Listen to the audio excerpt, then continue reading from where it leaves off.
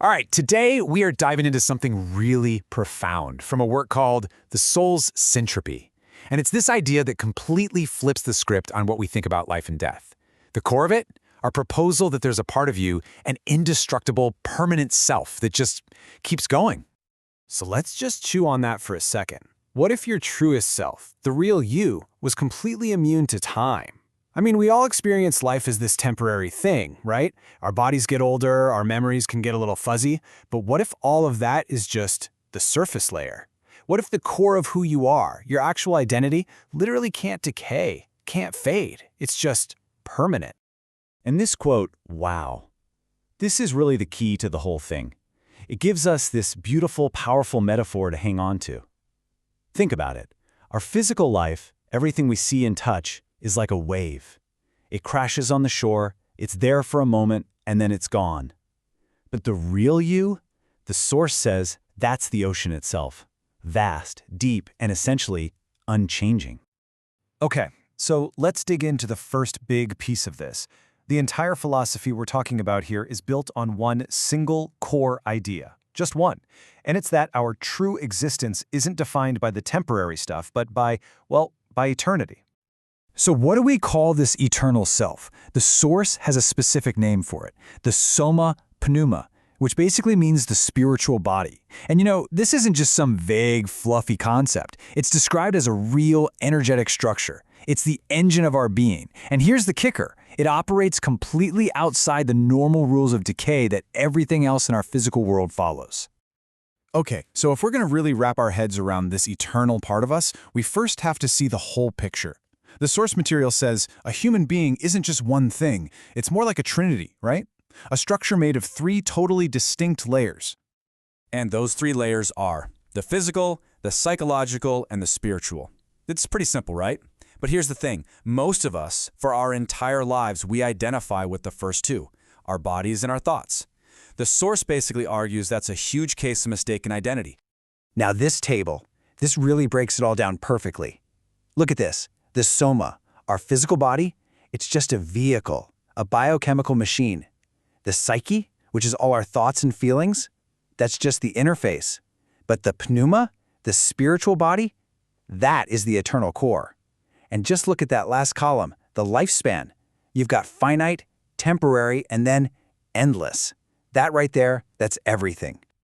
And here's another way to think about it that really hits home. Memory. So your normal psychological memory, it's stored in your brain, right? It's basically just a list of things that happened, and we all know it can get distorted or fade. But spiritual memory? That's described as realized truth.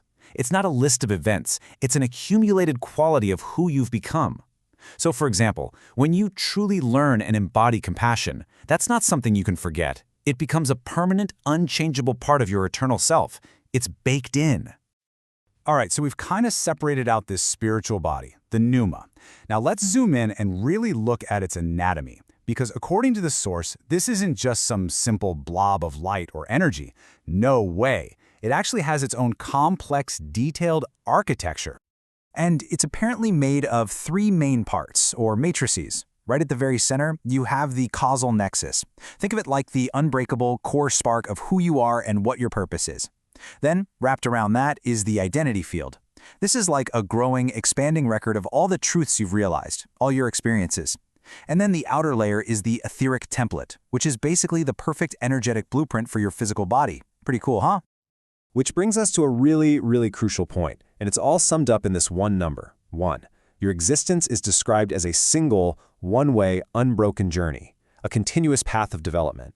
And yeah, this is a pretty direct rejection of ideas like reincarnation or any kind of cosmic do-over. The whole idea is that nothing you gain is ever lost, which kind of makes you rethink the whole nature of time, doesn't it? So that leads us right into the next section. What are the rules here? What are I guess you could call them the physics that govern this eternal self? And the single most important principle is all about how it relates to time.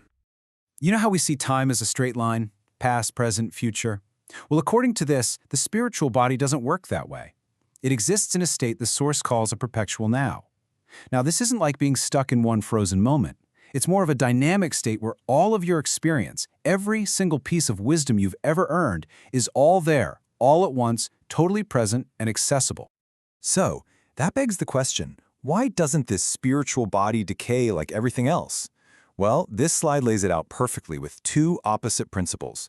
On the left, you've got entropy. That's the law of the physical world, right? Things break down, they lead to disorder. But the spiritual body, it's governed by the exact opposite, which the source calls syntropy.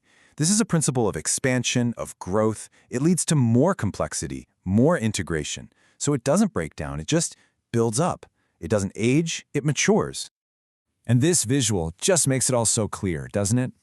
The journey of the self isn't a circle. It's not this cyclical return, this idea of coming back and starting over again and again.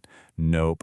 According to this text, it's a linear progression. It's an upward trending arrow, a single continuous journey of growth. It's more like an escalator going up than a Ferris wheel going round and round. Okay, wow. We have covered some huge, kind of abstract ideas here. So let's bring this all back down to earth. Let's get practical. Why does any of this actually matter? How does this change how you see yourself or how you live your life tomorrow? So here's the bottom line, the big takeaway. If you really lean into this framework, what does it mean? It means your core identity is indestructible. It's conserved. All the growth, all the wisdom you fight for, it's permanent. It doesn't go away. Your journey is a one-way trip, always ascending. And maybe the biggest thing of all, that fear of just ending, of dissolving into nothing or having to start all over, according to this, it's completely unfounded. And that just reframes everything, doesn't it? Suddenly, every single choice you make, every act of kindness, every little moment of insight, it's not just a passing thing that disappears. It's an eternal investment. You are literally, right now, building the permanent resonance, the permanent structure of your spiritual body with everything you do. So I'll leave you with this final thought to really chew on. If your journey really is this unbroken, ever-expanding creation, if it's not just a temporary show, then what are you building today? What are you choosing to create with the moments you have right now?